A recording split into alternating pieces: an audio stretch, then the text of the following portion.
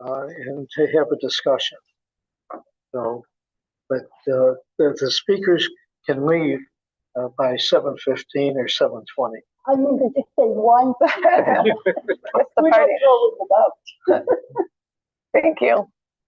I've written that down so we can figure out which of us can come. Anyone else have any community events that they want to share about? Cooney, my kid's school, is doing a big turkey collection tomorrow. We are trying to collect 50 turkeys to give to CP4P, Communities Partnering for Peace, who we had at a meeting a long, long time ago. They are community violence interrupters that operate in the north, in the uptown neighborhood. And we are, if you want to stop by Cooney drop up at 3:45 tomorrow and drop off a turkey, we will gladly put it in our trunk and deliver it. I think we have over 50 turkeys so far. Wow, good, yeah. Great. Now for some updates. CARE. So just as you know, we try and keep you updated always on what is happening with CARE. It's really going through a rebuilding period right now. I am pleased that they really are doing a intentional job, the mayor's office, to include district council in what that looks like. One of the things that they're doing is trying to rebuild the staffing levels. They're working to be able to have 8 vans in the new year, 6 that answer emergency calls, and then 2 that are kind of proactively going to calls in the community that are flagged by CPD or by alders or other people in the community. Another thing that they're working to do is to increase their call volume. So right now, the call types that the CARE van is eligible to respond to are mental health disturbances, criminal trespassing, threatening suicide, which is different. There's a couple different. There's suicide ideation, there's threatening suicide, and then there's suicide attempts. So the only one right now that CARE can respond to is threatening suicide. They're also allowed to respond to well-being checks and a non-violent suspicious person. One of the things that we're really working to do is make sure we're increasing the call volume that they're responding to by looking at what types of calls they're able to respond to. One of the things that we've seen when we're looking at the calls is they're not allowed currently to respond to calls that are classified as weapons unknown, which could be if I see somebody who looks like they need help of a caravan, but I don't know them. Maybe they have a weapon. I don't know, right? They're not using a weapon. They're not flashing a weapon. I just don't know them. So if a 911 call taker asks me, do they have a weapon? I would say, I don't know. And that automatically disqualifies that person from a CARE response. So one of the things that district council that we're taking a big role in is planning an intercity meeting, because we know other cities do handle weapons unknown calls. So we are trying to gather officials who are doing these types of responses in different cities so that we can learn from them. We're inviting people who are decision makers for CARE from CPD, from our call center, from the Department of Public Health, all people that contribute to the success of the CARE team, so we can really think carefully about how we can add weapons unknown and mitigate risk at the same time.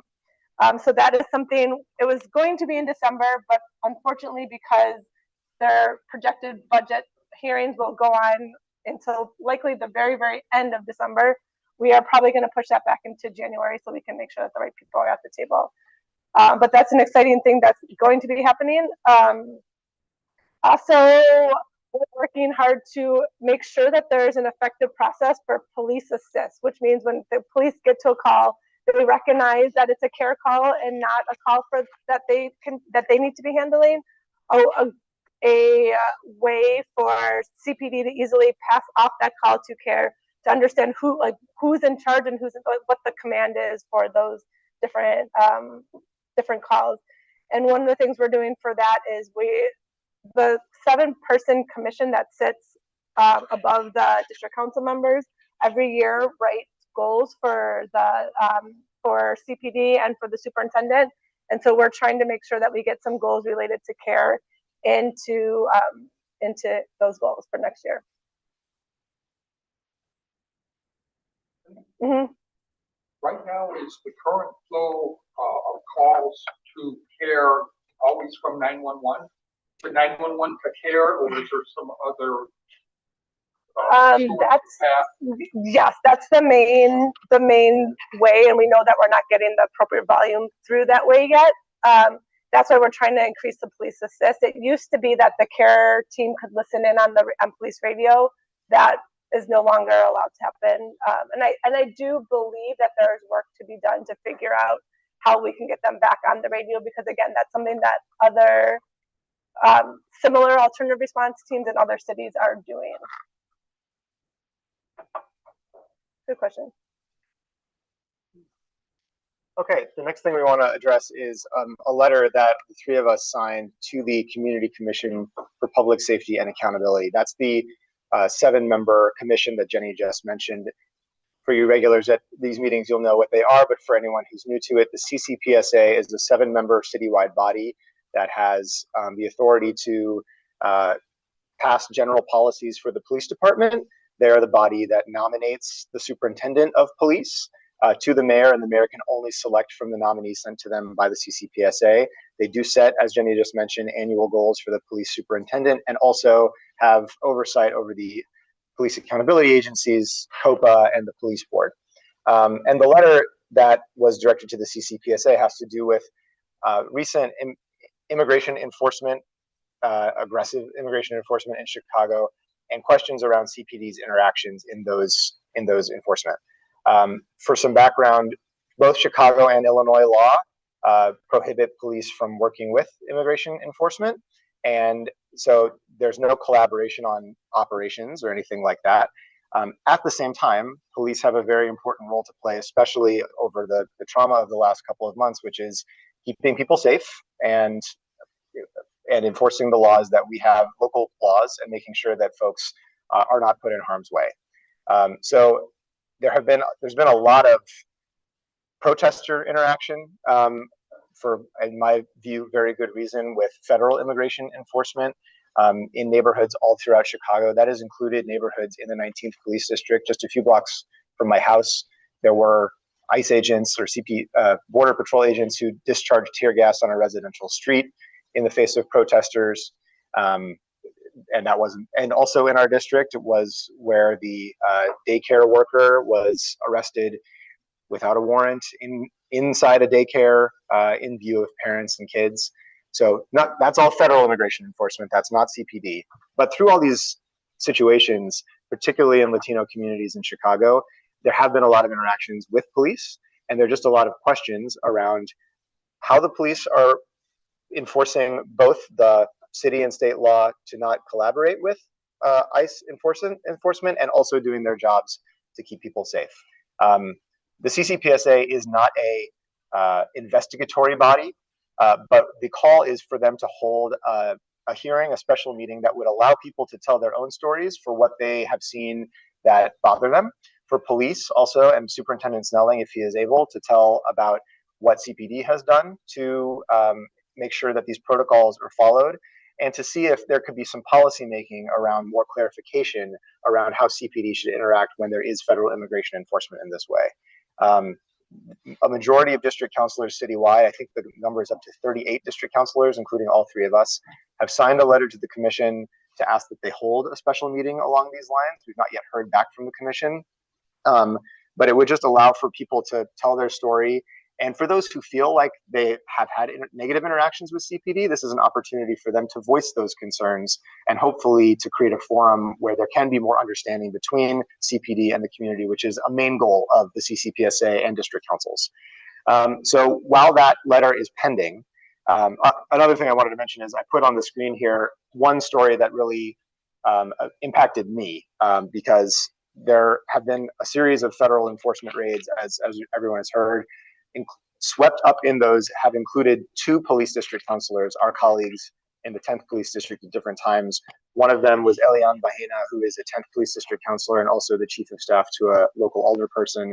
She was detained for 7 hours. Her car was stolen, actually, because she was pulled out of her car and enforcement agents left the keys in the car and the car was gone when she got back. Again, these are federal, not CPD, but it's just been a really traumatic time, and I think there's a lot of processing that the community needs to do around this. And Police also have been put in harm's way and have been tear gassed along with protesters. So there's some processing I think that we can do.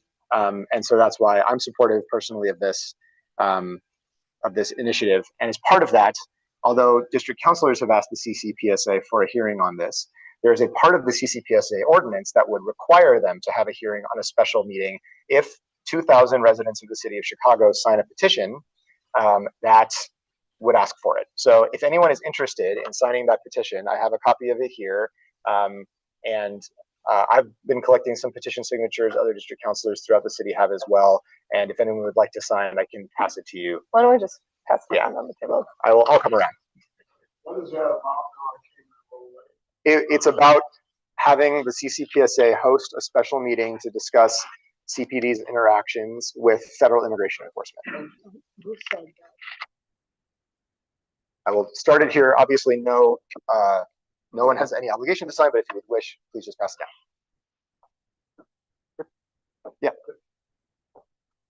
Question? Place is gone now, okay? They are gone from the city of Chicago, but they have Bovino. threatened to come back. And Bovino is gone, but there's still ICE agents That's in also true, Chicago. yes. Control is gone, but ICE border protection.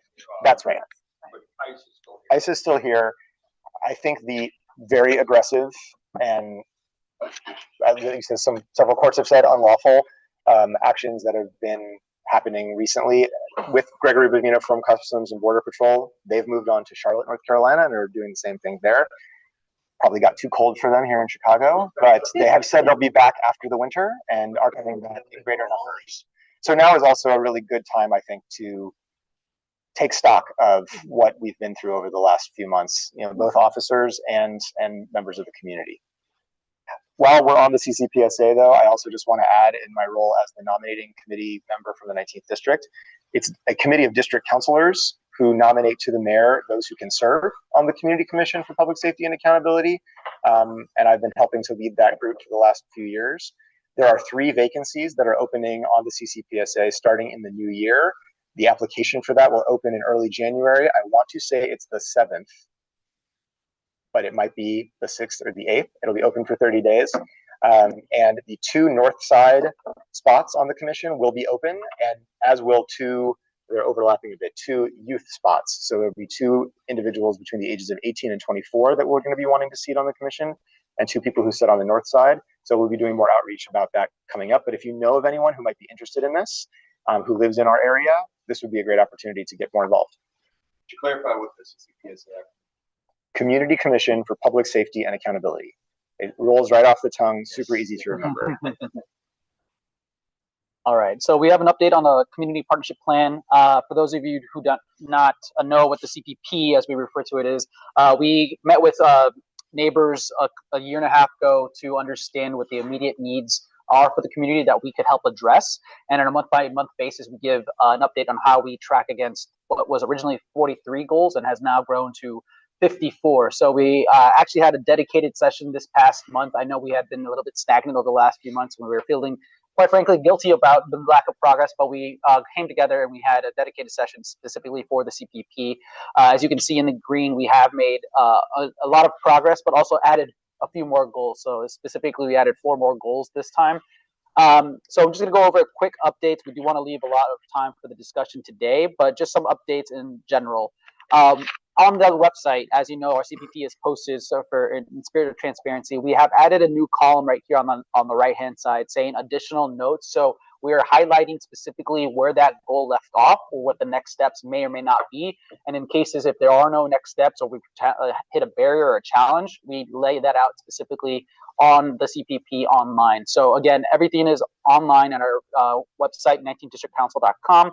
And of course, this presentation will also be posted there. So that's one of the updates that we made. So against those 54 goals, we have additional notes.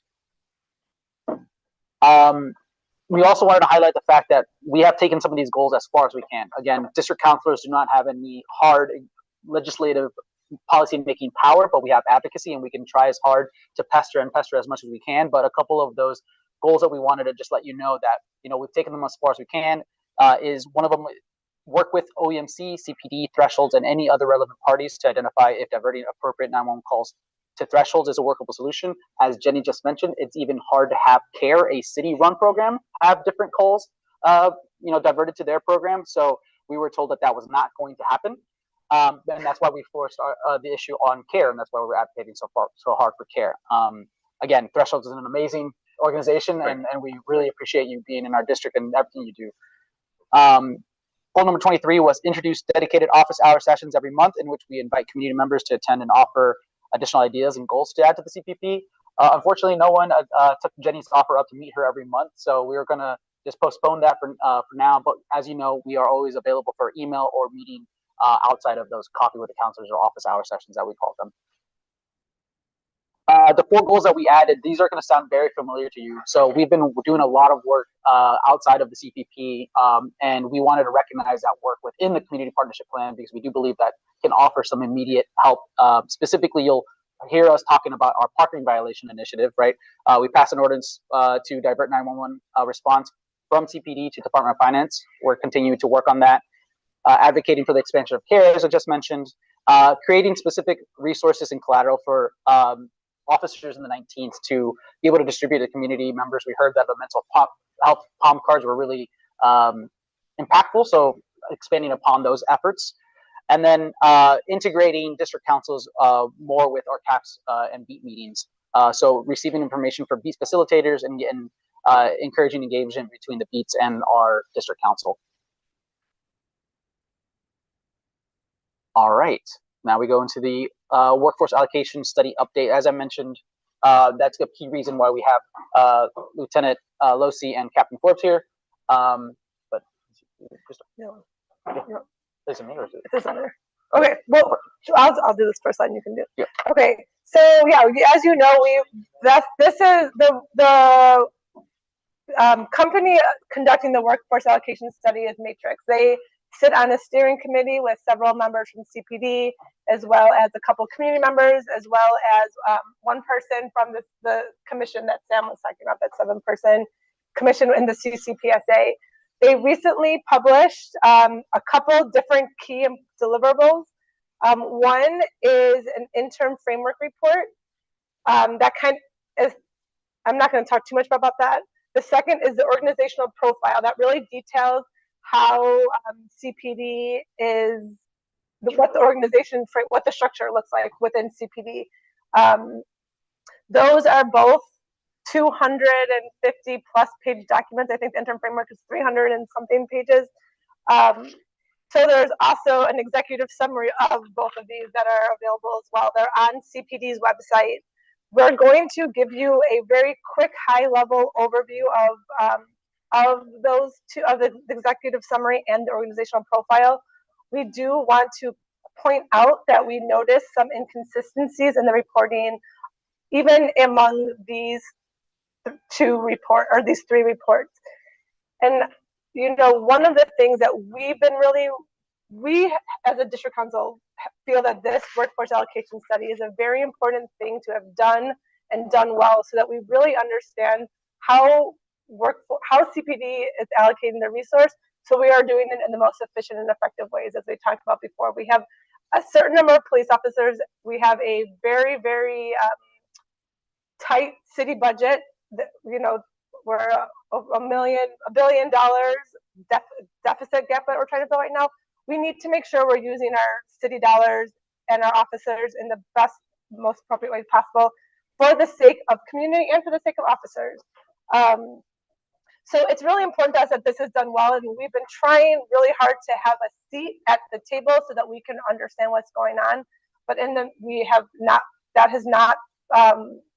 found a way to do that yet. So in the meantime, we're just reporting to you what we know, and there are some gaps in understanding that. So I work as a client in client services. I used to work as a consultant, and for me, it was data analysis, and everything needed to be precise and explainable and easily digestible. One of the things that we are finding across those 3 reports that Jenny just mentioned is there are inconsistencies, and we are looking to get some answers into these inconsistencies because it's quite concerning. If I were to deliver something that had inconsistencies like these, I may not get hired again as a consultant. So this is extremely worrisome from my point of view. And just a reminder that this is Matrix Consulting Group who is conducting this independent research and overall allocation study in tandem with CPD, right? So we wanted to just call out a few of the inconsistencies, as we will have some exclamation points later in these slides showing where we have found other inconsistencies. In the same report, the executive summary that Jenny mentioned, one of the division is the Constitutional Policing and Reform Division. And as you can see on the pie chart on the left, it's saying that it makes up 6.2% of the department. However, in that same report, when you go down further, they say it then makes up 7% of the department. So these inconsistencies are really worrisome and something that we're going to continue to bring up with CPD and Matrix Consulting Group. Can I mention, so we did ask CPD, their chief of policy, Sarah Boyle, about these inconsistencies. Her most recent response to us is that Matrix, which is the name of the consulting group putting these documents together, has gone through multiple iterations of the document since it was first drafted back in June, and asked that we clarify that the interim framework report should be considered to be the most reliable source for the staffing numbers. Matrix has incorporated the most recent data available at that time, which reflects a snapshot of staffing as it stood in late September. So there are inconsistencies among these documents. One of them, we are told, is the most accurate, and that's the interim framework report, which is the one we are not going into detail on tonight, but that is the latest information we have from CPD. At first glance, that interim framework report does not instill much confidence, but that is the response that we got from Sarah Boyle. And this is also, there might be a very good reason for why all this is happening, but and this is why we have been pushing to be part of that steering committee or to be more involved, so that when we report to you, we have all the facts. We are reporting to you what we see and what we know, and just sharing questions that we have as we go through this. And another thing, sorry, just to, not to caveat it too much, but these things do change. The numbers frankly change daily for how many people are employed by the entire department. It's a huge department that employs a lot of people, and things are changing. But we also heard from Sarah Boyle that the organizational profile that we're going over does provide overall department totals for authorized and budgeted numbers at the end of the document that they asked Matrix to add in prior to publication, given that confusion. So we'll take the numbers as we can so far. We were going to continue to ask some questions, but this is what has been published on the website so far. Another example of a discrepancy we found, again, these are two different reports that we are looking at, the executive summary on the left and the organizational profile on the right. When you look at the number of civilians for some of the data, you can see that there's discrepancies. On the left side, we are seeing 3.8% civilian, but when you do the math on the right side, it's showing 0.8% civilian. So while these are not simple percentage points that they're off, it's 3% points. In my perspective, again, as a consultant, I would never want to report anything that is showing this discrepancy with a clear explanation. So as Jenny and Sam are mentioning, these things are changing, we're evaluating them, but we are just pointing things out as we see them. And then lastly, which we are investigating even more, is that the organizational profile does have a list in a column of how many current positions are within each department, unit, district. And when we look at them within the same report and we do the tally ourselves and we look at the end totals that are shown right there on the right hand side, at different points in this report, we see that the numbers that we tally up do not add up to the numbers at the end totals, which makes us even more confused. So again, we are just calling out these discrepancies. We're going to investigate further, because this is an extremely important report that's being conducted, and we want to make sure that we understand what it's saying. Okay, so now moving on from our concerns onto like what the report is. So I think there is some good information in there for people to know. We are going to dive deep into part of this, but just we want to give you a high level overview of what the Chicago Police Department looks like. Within the department, there are 7 different bureaus or executive offices. We've got the Bureau of Patrol, the Bureau of Detectives, the Bureau of Counterterrorism, the Office of the Chief of Staff, Office of the First Deputy Superintendent, the Bureau of Internal Affairs, and the Office of Constitutional Policing and Reform. I just want to mention, if anything we're saying doesn't sound like what you know, having actually worked in the department, please speak up. Absolutely. Yeah. Here is a quick snapshot from those reports of the different percentages. As you can see, 60% of the department is part of the Bureau of Patrol, which makes a lot of sense. About 16% of the department is from the detectives, and so on and so forth. So now I just want to give a very, very, very high level quick overview. Bureau of Patrol, we know, is the largest department. It delivers frontline services across our 22 police districts. We have representatives from the Bureau of Patrol with us today to talk more about that. That makes up 60% of the department, 4% civilian. Like what Mario mentioned, where you see those exclamation points, those are things that we see inconsistencies in, but we're really not going to get too much into it just because we've already talked about it for a while. There's the Bureau of Detectives that is responsible for conducting investigative follow-ups on criminal cases, making up 16% of the department with 96.2% sworn officers. Okay, great. The Bureau of Counterterrorism, they lead emergency preparedness by preventing, protecting against, mitigating, responding to, and recovering from threats. They investigate terrorism, manage intelligence, support major events, and provide specialized assistance across the department and to outside agencies. So this Bureau of Counterterrorism makes up 9%. Sorry to interrupt. The headings on the table, current and authorized? Yes, good question. So current means how many people are actually working in those roles. Authorized means what is budgeted for. So could you just go back to the Bureau of Detectives real quick? Yeah. So that would mean we have 1,643 individuals working in it, but it's budgeted for 502. That's why there's a big orange exclamation point right there. Yeah, I was just talking to Sam about that. Yeah. So with the department reorganization, and this is just my guess looking at this, the Bureau of Detectives is the overall head of the detectives, okay? What I'm thinking here is they put this number in Bureau of Detectives heading. So there's X amount of officers of detectives who are authorized that. They've changed the titles several times over the last couple of years of the Bureau of Detectives. At one point, they took the detectives who you would interact with on a daily basis if your garage was broken into or you were a victim of a crime. They put those, they were still assigned to the detective division. They were reported to under the Bureau of Patrol. So they were assigned to, each district had some of them. So I believe the authorized number is probably the number that was authorized for the Bureau, but the current number is the number of detectives because they've recently, again, reorganized where they report to and which column they fall under. So that could be where that big discrepancy is. And just from a standpoint of like an outside observer, the way that Matrix is organized to the point about, I guess, the exclamation point, it looks like they're like massive cuts inbound to detectives, which would be concerning, I suppose. Yes. We're slashing it by like more than 50%. Yeah, hence why we have questions about this report. Right. Yeah.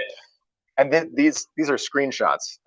They're either screenshots or the numbers are taken directly from the report. So we're just reporting out. Yeah, these are right, cut and pasted. Sure. Yeah, All right, thank you a for bunch of different things. Yeah. We are on the Office of Constitutional Policing and Reform. The Office of Constitutional Policing and Reform oversees the department's commitment to constitutional and effective law enforcement.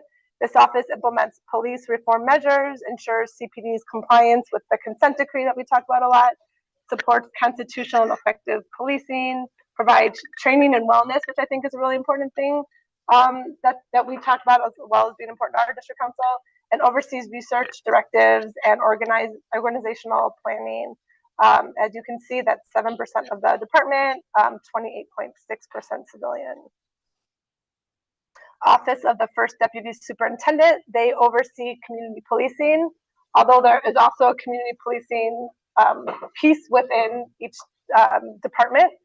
They also do records management. They do alternative response services, which I looked at more carefully and want to understand that better.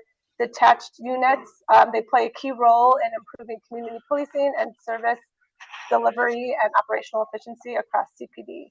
That makes up 5% of the department and 81.4% sworn officers. Do you want to mention that? The civilian-ish way it's put here, let's say, does that mean current DUR? Correct. You know, that's a big difference from 2 years ago when this council brought that up, because we were way behind. Well, what you're looking at is civilianization within one small part of the department. So what we were looking at here, So you can, yes. if you look at the entire department, Those numbers, people, civilian, 207. Yes, 207, yeah. the other issue is the slide we were just looking at looks quite inaccurate. And the numbers that are in this report look quite inaccurate. There's an asterisk on the total number of by 66. We've looked in the report to understand what that asterisk meant, and we could not find it. Did you So just from my looking at some of these slides, the department is constantly, like any big entity, undergoing change, and units are taken from one column or one bureau sometimes and shifted to another one. So part of this could be when they pulled the numbers that were authorized, and then a week later they pulled the numbers that are current, and in that time something might have shifted. That's my guess why they're so off. I don't know when they got these numbers, where they got it from, but I do know every year different units are placed under different bureaus. And I know recently, August, September, a lot of shifting did occur. Again, last year there was some shifting around. It's a constant change process. In the 30 years I've been on the job, we've gone from divisions and bureaus back and forth a couple times. They change stuff depending on the current situation and how the department is set up. And like I said, a lot of times they'll take 100 officers from this column and they get shifted over there. So when you run the history of it, 2 years ago there was column A that had 500 officers. Now they have 10, but their job is now just shifted to a different bureau or different division. That's fair enough, but that needs to be documented in the report. You know, Right, and that's why I think.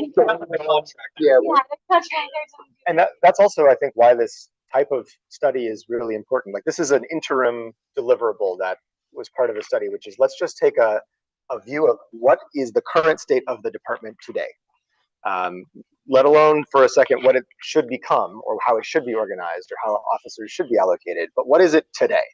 And it's clearly confusing, and things have changed a lot. I think one of the goals of this study is also to create some tools to track how those changes are over time, so that there can be, it's not just a one and done study, but there are tools that the department can continue to use going forward to figure out where their allocation is, and if they do want to reorganize, making sure that it sort of makes sense and is documented. And Mike, to address your question on civilianization, anything that I've seen, well, welcome to the club, man.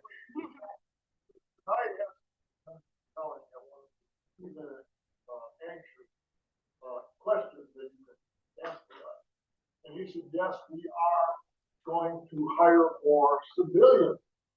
I don't know what the bottom line is. If there's 11,000 police officers, detectives, and blah, blah, blah, how many civilians do we have? I have a slide coming up with that, so I will get to that question in just a minute. They'll shut up. Where are we? Office of Internal. the Bureau of Internal Affairs. That's one that we also interact with a little bit more than other bureaus. They're tasked with investigating misconduct and ensuring that all CPD members adhere to departmental policies and standards. They also work closely with the Civilian Office of Police Accountability, called COPA. They're an external agency to ensure accountability and transparency in the department. The BIA is made up of 90% sworn officers, and that makes up 2% of the department. Moving along, the smallest piece of the department is the Office of the Chief of Staff. They provide legal, operational, strategic support to the superintendent by managing his schedule, budgeting, communications, external coordination, and risk management. They make up 1%. This one is another, the chart is way off. It says 46%, but 46 civilians is way more than 46, than 73 total staff members. So yeah. To answer your question, Mike, here is the chart on the left the right shows the number of sworn positions currently up and authorized the number of civilian positions currently and authorized. And then we also, you'll see that there are 755, according to this report, civilians working within the entire department. And we wanted to point out that because we're going to bring in some data from the Inspector General's dashboard next, because she also has a very comprehensive dashboard that has a bunch of these numbers around workforce. Her dashboard only focuses on sworn members. And so you'll see that they're similar. As of October 2025, her count had 11,554 members. To your point, Mike, the civilian numbers in the current is only 6% of the department. As we've talked about before, other cities like New York are closer to the 25 to 30%, right? So we're very far behind. That's about 25 percentage points that we're behind in terms of civilization. And that's why we appreciate you saying to Snelling, and we appreciate his comments about increasing the civilization rate across the department. And that is something that is mentioned quite a bit. I will say, for all the critiques we have of this report, finding where civilization can happen is mentioned a lot in this report, and that is something that we're grateful for, and we can hope to see through, see what that looks like. Clarify the cross section, how civilians are staffed at the agency, like what the department, what sort of roles they tend to occupy.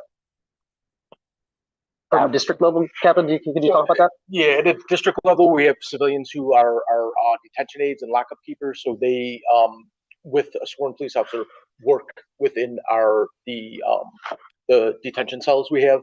We have civilians who are timekeepers who help keep track of getting the officers paid and all that type of stuff. We have civilians who are input clerks who input the tickets and input case reports into the system. We have civilians who are the custodians in the buildings. Those are the type of roles that at the district level. We also have a civilian crime analyst. Yes. Who does our data crunching and helps produce our, strategic support in decision room, which is the CAM room. So they do a report every week with the stats, the crime maps, stuff like that. Mm-hmm. Exactly. Okay.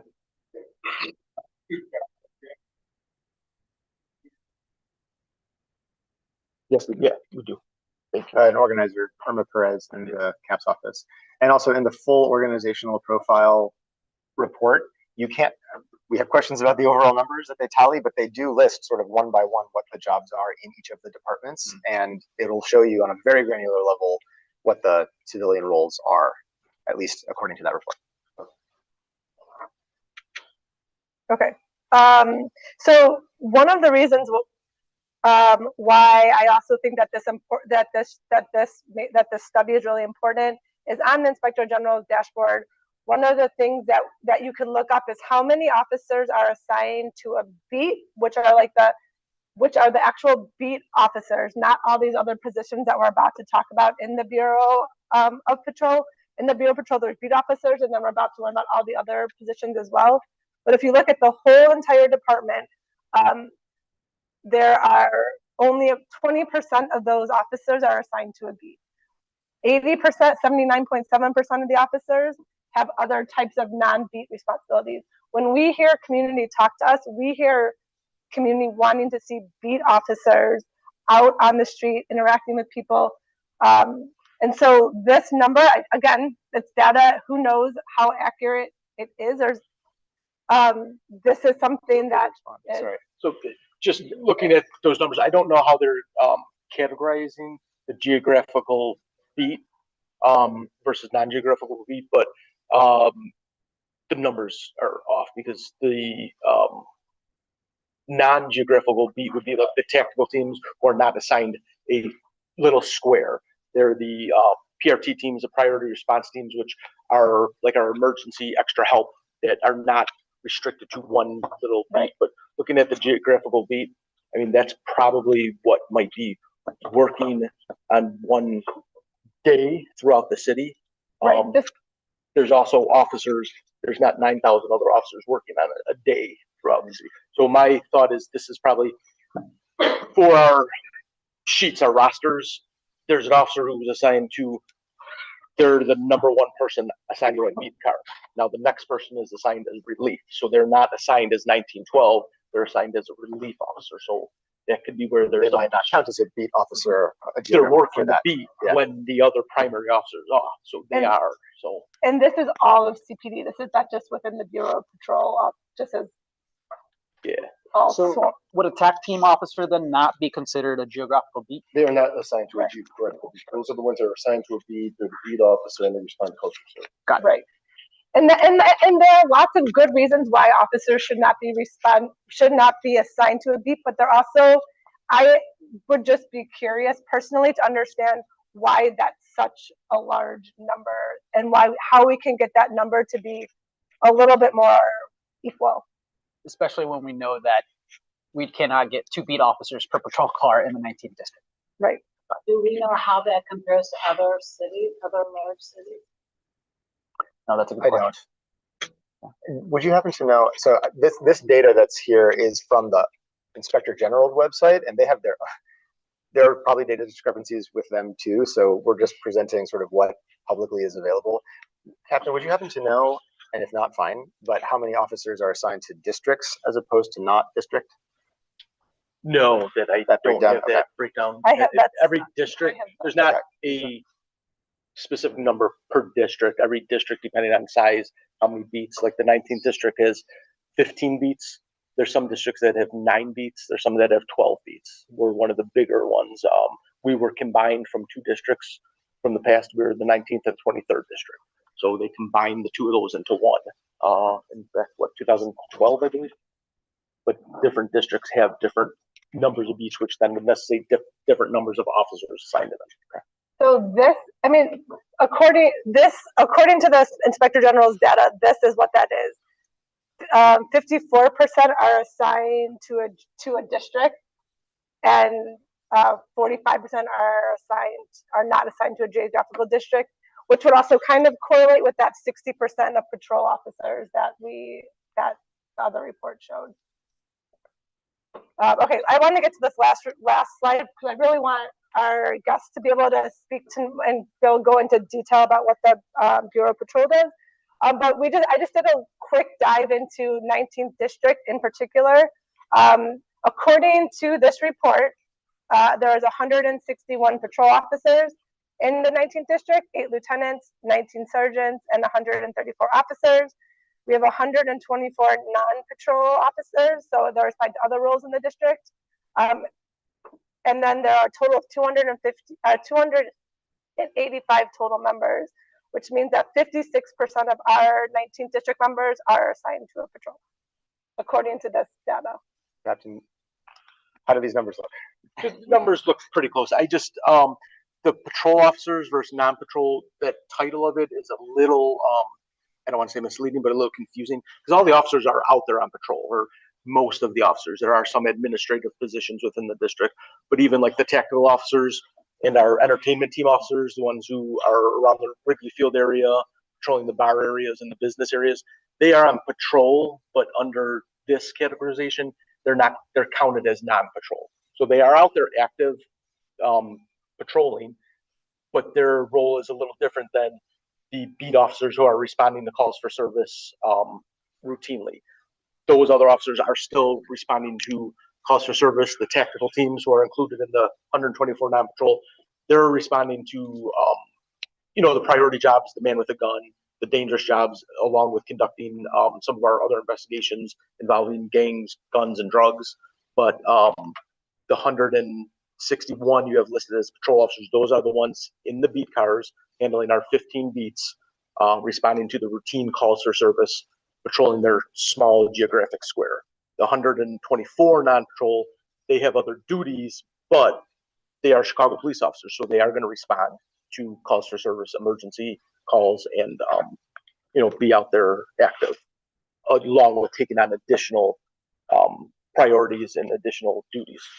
Lieutenant Losi will go into that a little bit when you want to. Yeah. So now with technical. Yeah, Okay, yeah, we're there. we are at the point of the meeting where we're turn it off to you two. Thank you for adding some context to that because that was really helpful in understanding things a little bit better, which is what we really want to do so we can make sure that this is the best that can be. So with no further ado, I would like to introduce Captain Forbes and Lieutenant Losi. perfect segue into talking to what the tactical teams do. So the 19th district is kind of a unique district. We tend to have more people not assigned to the B cars because we have our entertainment area, because we have Wrigley Field, because we have the lakefront. We have other duties that we're responsible for that maybe other districts in the city don't have.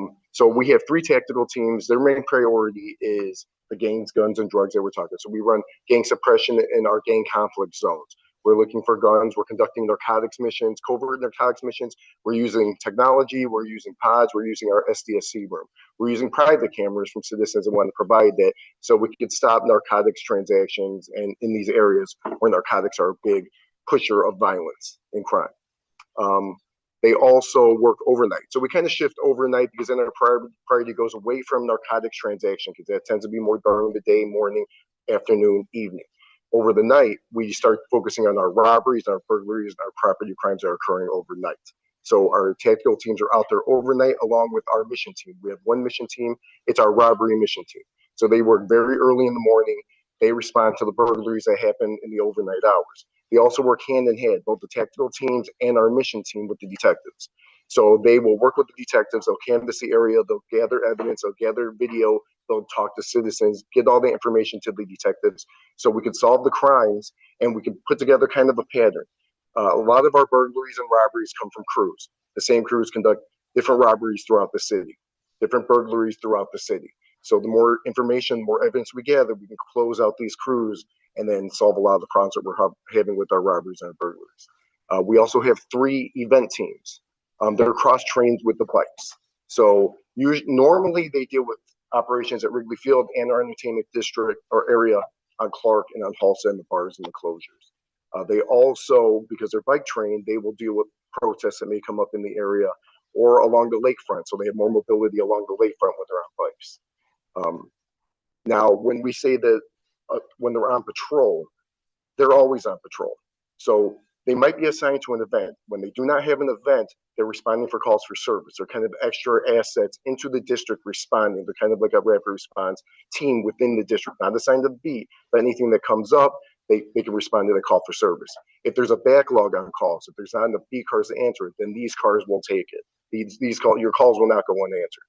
There are other extra resources. Our tactical teams will answer jobs along with their missions, narcotics and gang suppression missions. They will answer priority calls for service. So we do have our assets out there. Oh, I can also talk about our district intelligence officer. We have a district intelligence officer and our civilian crime analyst that we spoke about earlier. They gather all the intel in the district. They go for calls for service, crimes are reported, arrests that are made, and they create hotspots and they send that out to the officers so they know where we can dedicate our resources, where we can dedicate our patrols at certain times when these criminal actions are happening. They also provide active warrants. So anybody that's wanted in the district, they will provide that list of active warrants, and then they'll assign it to our tactical team. So then go try to locate these individuals and place them into custody. Can you talk to us about caps? Just because I know we hear about caps and beat and just things like that. So I'm just curious if you could explain how caps interacts with the district. Yeah, sure. So with your chart up there, I'll go into that. But the CAPS is a component within the district. We have the CAPS office that is run by a sergeant. We have a civilian who is part of the CAPS program, and then we have several officers. And there's different officers who fill. There's different roles within the CAPS office. We have an officer who's a civilian or a senior liaison. We have an officer who is a school officer liaison. There is the youth officer falls under that also. There's a few different positions under the community policing. They do a lot of work with our local alders. Andre has quite a bit of contact with our CAPS office. The CAPS office keeps the aldermen's offices up to date on what's going on, and they work with them on different events. They do youth events. They do other working with different city agencies. They do a lot of, in 19, we have the lakefront where there's some different homeless camps there. So they work with city agencies trying to get people help if they are looking for help to get back on their feet, and stuff like that is what our CAPS office concentrates on. With the other boxes up there, the squad role. So the way they have it listed here is that's like a separate unit position within the district. The squad role is our wagon. It's a bigger police vehicle that can transport more than one or two offenders who are placed in custody. So if we have a group of people who are arrested, or if there's someone who can't get into one of the police cars, there are regular squad cars, or if we need to bring prisoners down to, say, 26th Street for the court hearings, that's the squad role. Each watch has a squad role that's assigned to one of our 3 shifts. The schedule is we have 3 watches. First watch, which starts at midnight. Second watch is days, that starts about 6 a.m. Third watch is the afternoon shift, and each one of watch has a squad role assigned to it. That's also, I believe, what the patrol box is indicating. Patrol would be the units out there answering calls for service. Our regular beat cars are patrol cars. Can I ask a question about the squad role? Yes. That is a position, or that's a car? That's a car. That's a car. That's a car. So there's officers assigned to drive the car. They might be driving the squad role today, and they might be working beat 1913 tomorrow. okay. Okay. So the squad role that's the name of the vehicle they drive. And how is it determined, like, if they're driving the squad role that day? Like, So within most districts, once all the beat cars are actually manned and up and running, then the squad role gets staffed. That has a separate beat number. Most districts are 19 or 71 or 72, so it would be 1971 or 1972 would be the squad role. When we don't have enough bodies to staff all the cars and staff an additional squad role, sometimes that squad role will be a beat car. So the officers on 1921 will drive the wagon to have that asset up and available, but it'll be doing double duty. so it's not like you check out the squad role. Say, hey, there's, like, check it out by meaning, like, we need the squad role today because No, we'd like to have it up and running all the time because it is a good asset. Yeah. And for an emergency, it's a big vehicle that can transport a lot of people. So that is The term squad role is unique to Chicago, right? yeah. Most people, paddy wagon is the traditional term, not politically correct anymore. So squad role. Yes. So. And I want to clarify that these boxes we have up here are from the same executive summary and organizational profile reports that we were looking into. And right, so what we're finding out is that there are nuances per district, yet they are using big box items and names to put up here. Because, like, Captain, I would love for you to just tell us what you told me and Jenny earlier about the bike unit. So yeah, the bike unit box listed here, that's our EVT, our event teams in the 19th district, because they are not exclusively on bikes. They are not just doing bike patrol. They handle a lot of our events, all the street fests we have, the concerts, the protests, the business district, the Cubs games. They handle that. So we do not have them titled as a bike unit because they're not a bike unit. They're our event venue teams, EVT. And all of our event officers are trained in the bicycle, so they're used as needed, depending on what the event is, depending on mobility, depending on the weather. We're lucky in the 19th district to have a lot of resources with our entertainment teams because they have the bikes, they have, regular cars they can use. We also have 4-wheelers and ATVs, and then some of the bigger vehicles, because if you've been around Wrigley Field, all the yellow bollards that help mitigate traffic, those officers move those around themselves. They have little hand carts that move them, and then we have big pickup trucks that are able to tow those and move those to different places where we need to use them for different parades or different street fests. Those officers are moving them themselves. I have a question over here. In the summertime, does staffing get stressed, or do you get increased officers to govern or at least control the lakefront, particularly Montrose Harbor and that whole range from Montrose out to Foster? So it's the summertime. Situational. Situational. Yeah, there's a lot of times where on a busy weekend, say a holiday weekend, we do occasionally get the luxury of having outside units. I referenced earlier the PRT teams, the priority response teams. Those are area resources. So the 19th district is part of Area 3. The city is divided into 6 areas. Do you want us to go to that slide? Oh, sure. If you want to put it in, which one is it? 35. And I know Rick has a question as well.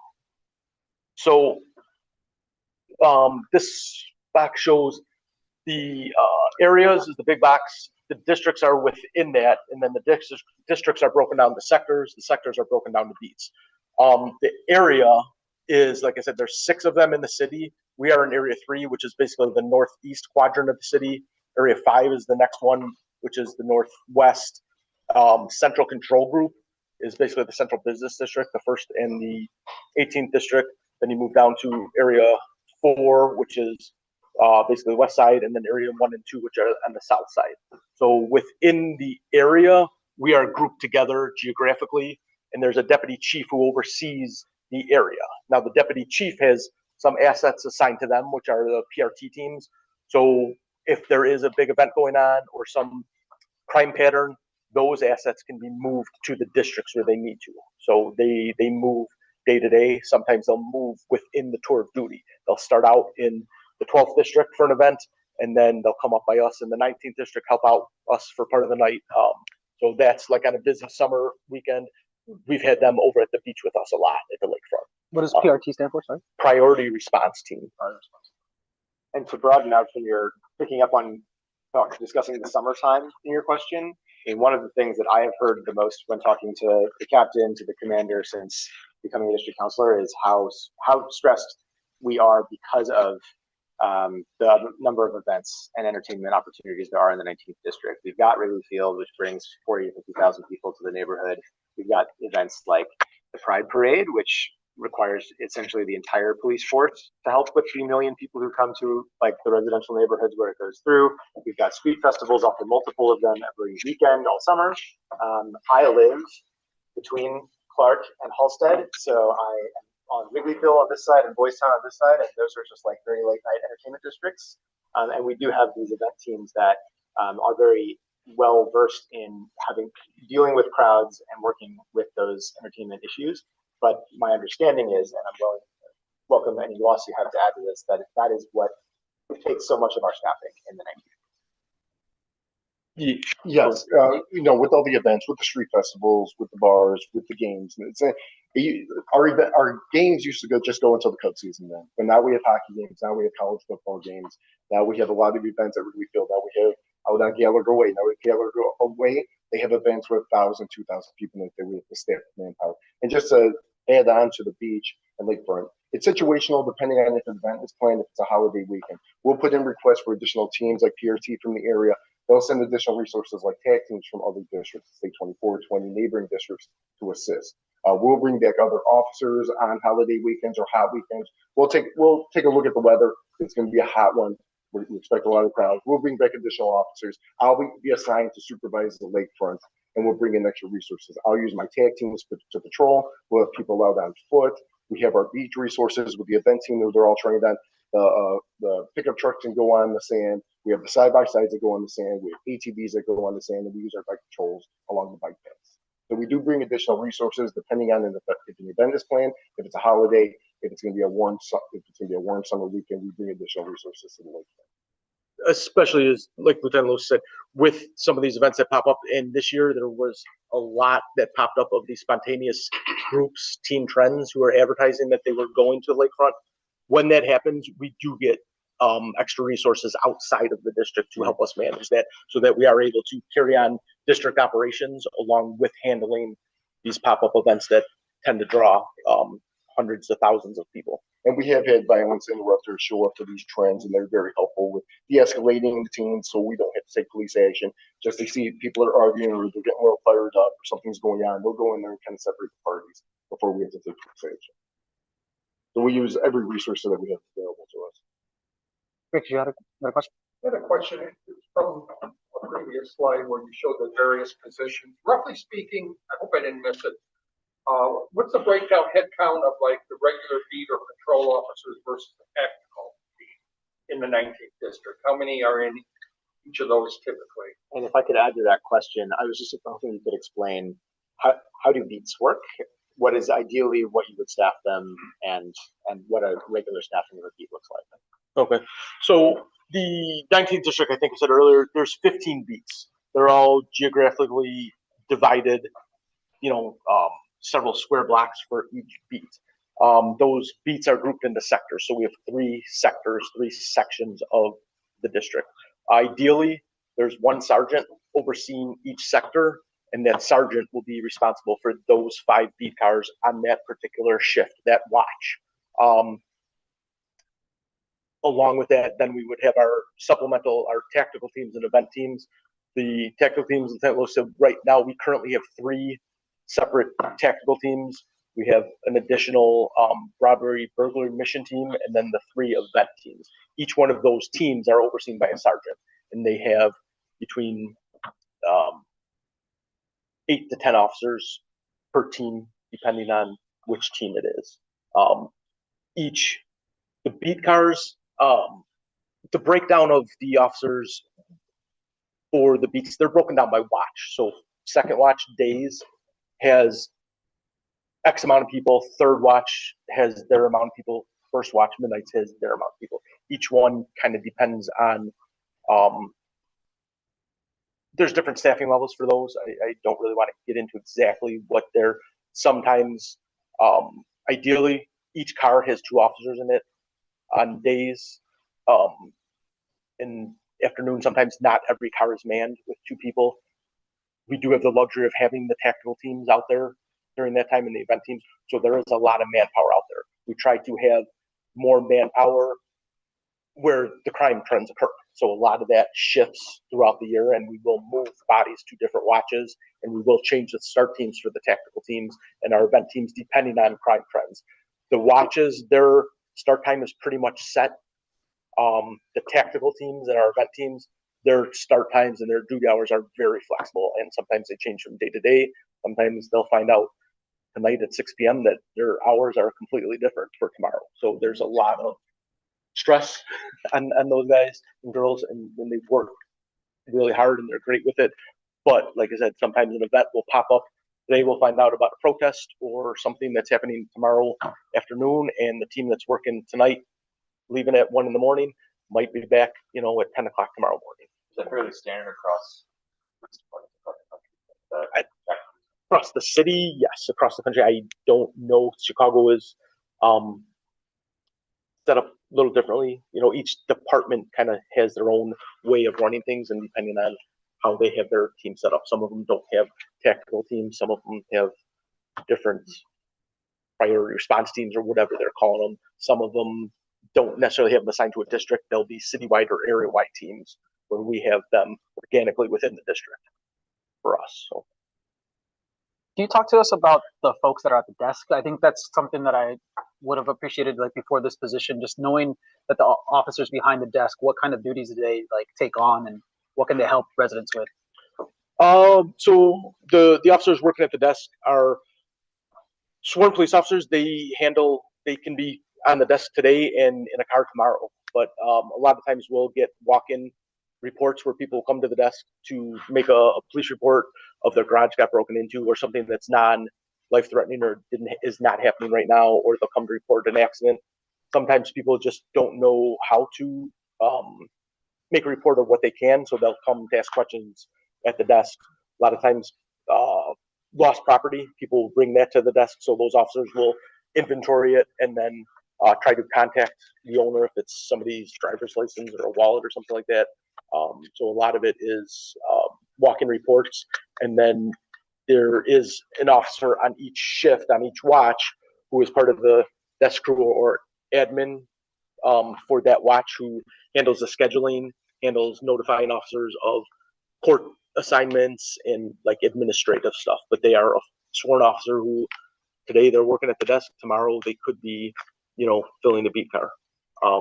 In theory, there are, with the union and specific bid positions, there are a few spots that they have that bid at the desk, so they will be on the desk day to day unless there's an emergency or a big event like for the DNC. A lot of our desk crew, especially on third watch, they were our deployable force. So all those people now were not working their normal shift, their normal assignment. They were all on field forces that were out for the security and the protests. So just to follow up on that, so I understand that that some days, like if you're assigned to the desk, you could be assigned if there's a big event, but you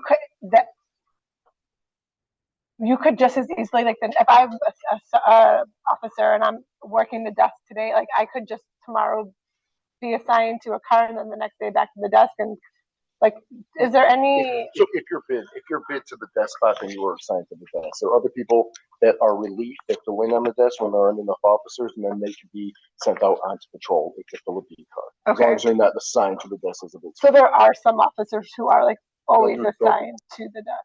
Those are the bid spots for the Yeah, desk. and what is that, like a lot of officers? Like what? So I think there's 2 or 3 bid spots per watch who that's their normal assignment. They could, in theory, also work a beat car if there was a reason to. But we have to staff the desk 24/7 because the stations are open and we have people walking in all the time. So there has to be a crew at the desk. You have to have enough people there to handle anything that comes in. You have to have enough people there where somebody can go to lunch, go to the bathroom, and then there's also still people there for safety. We have, many times over my career where somebody walks into the station with a gun and starts shooting. So you can't have one officer sitting there who's their head down typing a report for someone who's here, and somebody could walk in and want to fight or do something else. So, safety wise, you need several people at the desk at any given time. And we also have 2 officers assigned to our SDSE, it's our Strategic Deployment Support Center. They monitor all the cameras. We have a room for them. There's cameras everywhere. They have all the pods available. Every call that comes in, it jumps on the map. They can click on the call. They can find every camera that's in here, and then they can give out information to the officers that are responding. What do they see? Is there a crime in progress that's going on right now? Is there an offender that we have a description of that we could track? Is there a car that we have a description of that we could track? Is there a plate number in that car that we could track? So we do have 2 officers in that, just as our eyes and ears within the district to give out the information to the officers responding. And those officers are really a force multiplier. The amount of work they can do tracking the dozens and dozens of cameras we have to see the in progress and get the information to the officers out in the field. It's amazing the amount of work they get done. And it's just real time. As soon as that call comes in, they're right on the cameras looking at the scene before the officers can even respond. Do you have context on if there are plans to automate that? Are there we probably can't release that information, but other contracts being explored with? Not that I'm aware. Way higher level. We're way above us, yeah. Both wear glasses. Yeah. Sounds like a good time.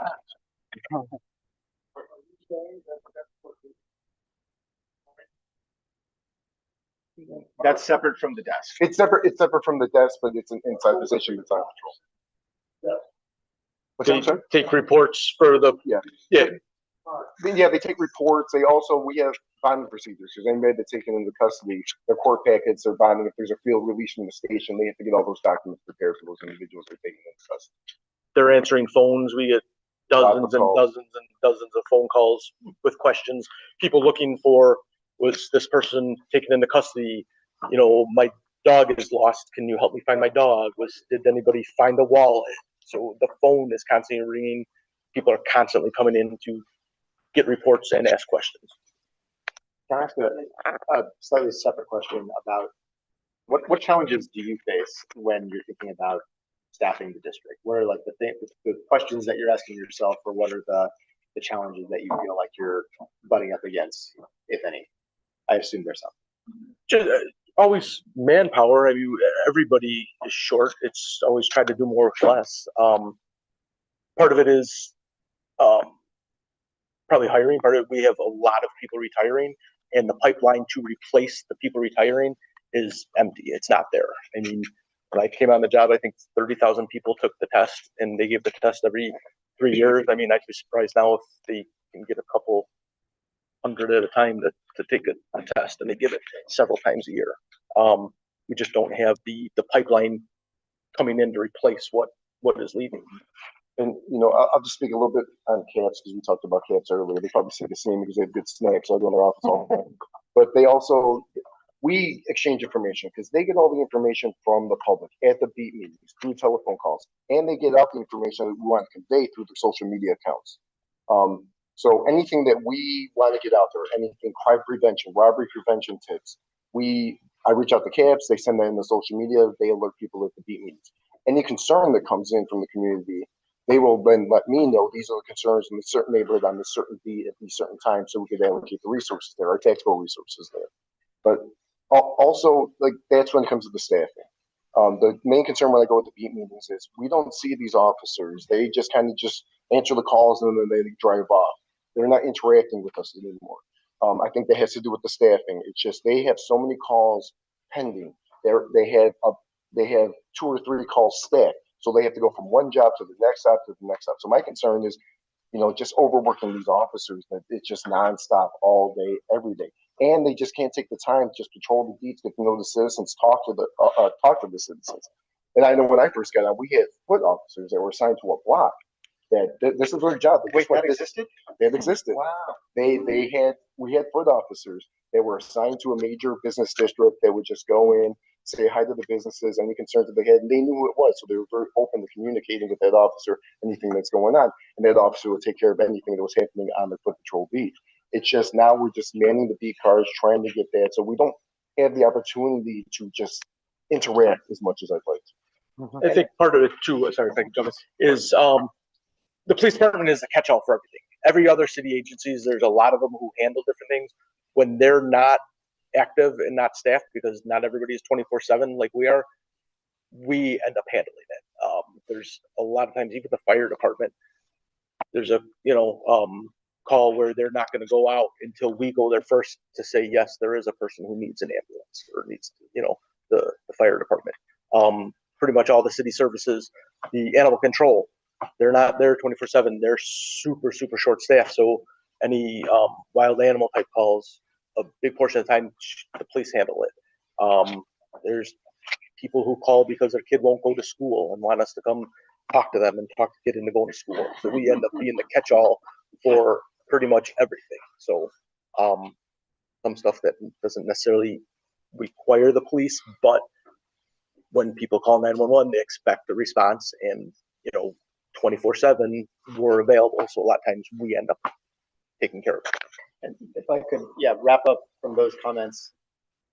I promise this wasn't a setup, but those last 2 comments from Lieutenant Lucy and the captain are so much of what we spend our time on and are working towards, making sure that officers can have the time to walk beats again, and are not simply spending all of their time responding, going from 911 call to 911 call to 911 call. That's our hope with this workforce allocation study, that it can sort of come up with a system to allow for more time off of the radio where officers can get to know community members and build those relationships, have consistent beats, have consistent supervisors. And what the captain was just saying, the police are the catch-all for everything. And we've heard this a number of times, they will answer any call they're sent to, but it's often way too much. And so a lot of what we've spent time on is what can other resources answer so that police don't have to, and police can focus on crime, on making those relationships in the community that they're really trained in there to do, which is why we put together this parking proposal, so that officers are not necessarily responding to parking violation calls, or talking about mental health response, and making sure that there are folks who can deal with that, so that police are not asked to, even though they will answer that call. So thank you for wrapping that up. That's exactly what we have. Any other questions? Well, I want to make a comment. In addition to everything that you do get people like my group, please come and talk to us. So you have to make time for us. Yes, including this group, which we really appreciate, because these are sort of the big wigs at the 19th Police District. So thank you for spending your time with us. That's a big one. Thank you. So we're going to move into public comment. I've received 1 public comment. I want to make sure that there isn't another one out there. Okay. Can I put Alice on the spot? Can you speak in public comment about just about we've talked a lot about mental health crisis response, and we have an amazing representative from Thresholds who does another form of mental health crisis response. So I would love for, if you don't mind, yeah, just to or go. As far as what we do in the community. Yeah. Okay. My name is Alex, and I'm one of the team leads over at Mobile Crisis Response. I work the second shift. We have really dedicated individuals, that respond to crisis in the area. We primarily on the north side operate within 60657, 60613, 6065740 and 13. So we operate a crisis line in which individuals call crisis line, you know, facing some type of challenges, or we get third party calls. For instance, last night, individual on Broadway and Laramie saw someone walking in the middle of the street and had some real concerns about them, you know, so we dispatch those calls too, you know, but normally, yeah, we respond to calls from the crisis line. You know, we can either handle those calls telephonically, or if the individual requests us to come out, you know, to handle it in person, we will do that. So those calls that we get that are outside of our service area, normally there are other organizations, Trilogy, C4, HRGI, or whatever, will handle, you know, they also handle service areas. So we just don't tell these individuals that, you know, we can't do anything for them. We try to link them with services and other organizations that will come to respond to their crisis. Thank you. That's perfect. Yep. Anybody have any questions, or I don't know if What's your focus areas? What are the type of crises that you handle? Suicidality. I mean, just like young man was saying, you know, kid won't go to school, you know, those type of things, and we actually go after those because it creates a crisis. You know, anything that takes an individual out of that normal being, you know, a situation that may create anxiety, you know, or depression, whatever, you know, we address that. Those are the things we address. So I guess the mitigating factors might be homelessness or whatever, but we're more interested in, okay, how does that homelessness make you feel? You know, so those are the things that we try to address. Are you dispatched? So are you contacted directly, or are you dispatched by like a 911 operator? No, we're contacted directly. Most of our calls come directly to the crisis line, but a substantial amount of them also come from the nation's 988 number. And those calls that they get, for instance, it might be, I'll give you an example, someone in Joliet or something like that, maybe call it, and 988, remember, they can be anywhere in the United States. They don't have any idea of our geographical location. They just know that that person's around Chicago, so they'll give it to us. So we'll do the footwork for them. We'll take that call and we'll call Joliet, or we normally have information about service organizations out there, and we'll connect those individuals with those organizations. But we try to. Some of the police actually refer people to. Yeah, certainly. Certainly. Yeah. We've been called. Police have called us to come to assist, help to correspond, you know, to a situation. But remember, we also operate a living room, and so a lot of officers will bring individuals to the living room, you know, in order to be assessed, you know, instead of, you know, suggesting jail or anything like that. They'll bring them to the living room. It's the living room that's staffed with individuals that are peer navigators. You know, these are individuals that have faced similar circumstances, but now they've gotten control over their situation, and now they're able to help out. So that's are you also, like mobile social service kind of slash yes, mental health that. service? Yeah, I guess that's a good way to put it. You know, it can be looked at like that. Okay. So there's essentially same department but two teams. You know, either the biggest difference is that the living room individuals come to them. Mobile crisis, we go to. Thank you so much for the work that you do in the community. Really appreciate it. We love doing what we do. All right, so we have one public comment. Anya, please. Yes, that was me.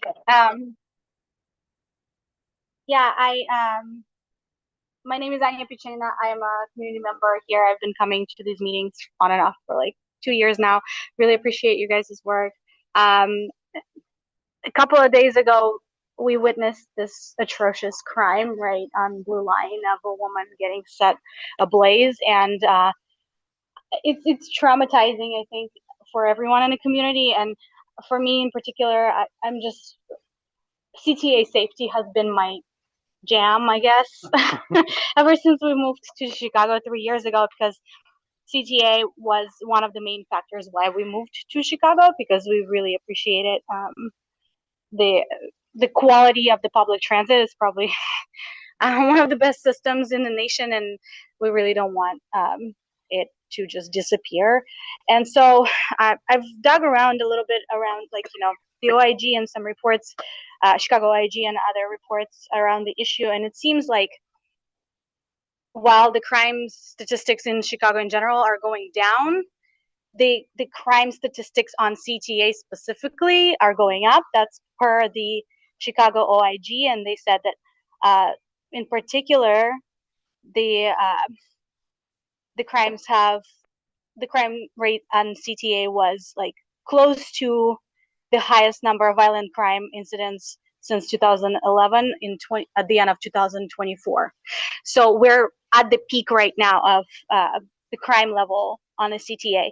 And that concerns me because, well, you can probably see I'm pregnant. I am nervous to ride on the red line, which is what serves our community. Jackson Station on red line is ranked number 2 on safest stations in the CTAL system. And that actually is my station to go to work. So I have to do this weird calculus in my mind every day, like, is it safe for me to go right now on Jackson Station, or should I take Brown Line? Should I take a bus? Should I just not go into work and work from home? So it has impacted me personally, and I just really don't want to see this type of level of crime arrive on our side, right? Because Blue Line, yes, it's not the same, but these are serious crimes. People getting stabbed, shot, set on fire. There were 4 homeless people sleeping last year who got gunned down. As a taxpayer, I really want to see my public good, like a public transit, safe and usable for everyone, myself included. So I am just looking to see what you guys think about maybe raising the priority of addressing, and with all the concerns in mind about policing, police staffing, funding, availability, raising this to maybe a higher level where we can have community approach to solving this issue. Because also one thing I reviewed was like a CTA's own ridership survey, and it's number 1 priority for the riders to have a safe CTA, and that is number 1 reason they say that would increase their ridership. Which, to your point earlier, we need to be mindful about the $1 billion gap in funding. So if we have better ridership, then we have more money coming into the system, less money needed from the budget. So it's all kind of connected and interwoven. So thank you. I know we're at time, and I want to be respectful of time. Can you speak for just a couple of minutes about what security looks like, or what you're interacting with CTA? Yeah, so within the district, the CTA stops are within the 19th district. Those are, we have the beat cars. When they have time, they have checks that they're supposed to stop and show some presence of that.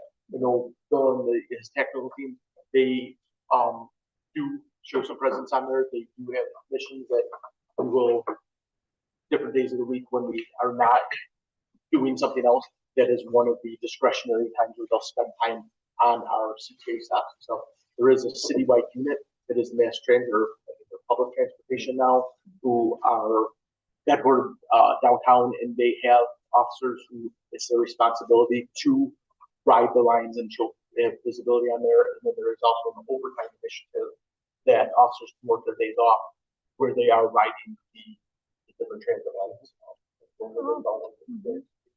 Yeah, so when we do our CTA checks, there's a lot of our stops are on the limit. So we will do our CTA checks when we walk the platform, speak with the person if we see any issues. We also have the cameras that are on the CTA that we monitor for any activity on the CTA platform. We do patrol the trains. I try to push that, we at least ride the train, spend some time on the platform. But obviously, other calls may come up, priorities may come up every time. I know CTA also has private security that they put out on the platform, just IZers or unknown security. We definitely try to maintain presence and eyes with the cameras and personnel walking the trains, riding the train to make sure that everybody sees our presence. same. There are different layers of security throughout the system. However, it is a very big, extensive system. It's spread out, so the officers might be riding from point A to point B. As they're leaving, now something's happening where they just leave.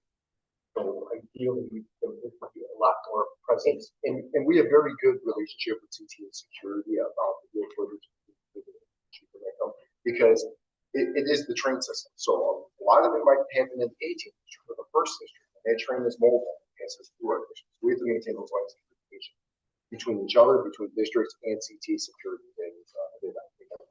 So we have a very good relationship on getting videos, identifying individuals, and then passing the information. Yeah, passing information. And they do a great job when there's an issue stopping the train, or assets there. And Sorry. I just want to respond one more thing to what your comment was. You were talking about some community-based initiatives as well. There are some interesting things that are happening in other cities around community-based initiatives for transit lines. I think I have your email. We can find the time to meet and talk more about those things. I would love to. Yeah, and also, I know there was some kind of a funding passed just recently for the CTA. Not sure what that will look like yet, so hopefully that will. I saw security was part of that funding. Yeah. Well, I mean, to that point, security was earmarked as one of the things that the new budget has to speak would allocate for. But in your assessment, if like the directive came out that yes, we need CPD to have a greater presence on the CTA, is CPD staffed accordingly to address that new remit in addition to all the other things we talked about? Can you still chase dogs and cats out of trees if you're also being tasked to ride red line? I think that's why you guys are doing a workforce allocation study to see where we can trim the fat and put resources where we need them. So if we are lower on the mass transit patrol, we can beef up that so we have more officers assigned to that. And all this comes down to budget, and the overtime also. I just want to speak exactly what they are supposed to do. I work with them. Get on the train at a certain stop, ride that train back, physically present on the train, not just parking for the train station. So I just want to speak on what the actual overtime initiative is. Well, I know we're over time. Thank you for all the engagement and the public comment. Once again, I want to just thank Captain Forbes and Lieutenant Losi for coming out tonight. So thank you so much for addressing all this and taking our questions. We do not have any reminders, calls to action, but we do want to thank our host here at Waters Elementary. So thank you so much to our host. And then our next meeting is actually going to be a different format. It's going to be December 13th on a Saturday afternoon at 1:15. It's going to be at Resurrection Lutheran Church. It's going to be a volunteer event. So the 19th District Mutual Aid Group has been working since the migrants started arriving in the district. Been creating little care kits for people, and so we're going to help create some of those and make sure they get passed out. So we hope you can join us. And bring cookies. Oh, and Sam wants a cookie. Thank you all for coming out. We'll adjourn.